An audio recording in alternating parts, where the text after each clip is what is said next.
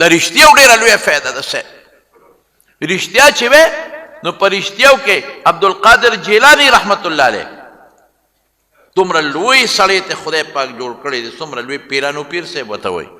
مور ورته یو ټکې ویلی وایي بچی دروغ به نه وی وی ښه په لاره قافله کې روان و د دې سکول په کتابونو کې دا قصه شته په لاره روان و ډاکوان ورته لار کې ودرېدل او ډاکوانو ورته قافله بنده کړه لوټ یې کړه پخوا به دا ډاکوان به بس هغوی هر یو کس ولټو او چې څه ورسره هغه یې ترې واخیستل د ده نمبر راغی طالبه یا مولانا صاحب هر څه هغه وخت سره چې اصطلاح وه راوباسه پیسې ویې ده وله مه لټوې چې څه دي در کوم ور یې کړې چې څه ورسره په جیبونو کې وی نور خو نشته ولې نه شته که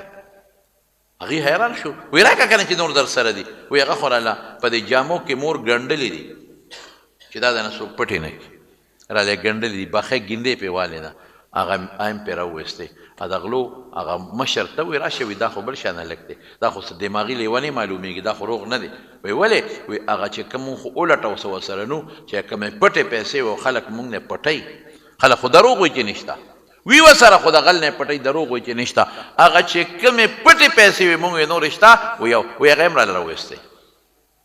و چې دلته راشه د غلو مشر ډاکوانو چې کوم سردان وته بچې مونږ خو چې چانه پیسې اخلو نو چې ښکاروي نو خلک یې پټوي او چې وي ورسره مونږ وویشته نو دروغ راته وایي چې نشته تا پټې پیسې وي مونږ خو دا نه لیدې په کمیس کې دننه لګینده کړې وې ګنډلې وې او چې مونږ دنه تپوس وکړو نو تا وې اوشته دا ولې او ورته وایي کاکاجي یا ماماجي ما ته خپلې مور ویلي و چې بچې دروغ به نه وي دا راته مور وصیت کوي چې هر څه خو دروغ به نه وي نو د دروغ نه وي هغه د غلو سردار خپلو ملګرو ته وایي دی د خپلې مور خبره مني چې مور ورته وایي دروغ مه وایه نه وایي مونږ د خپل رب خبره نه منو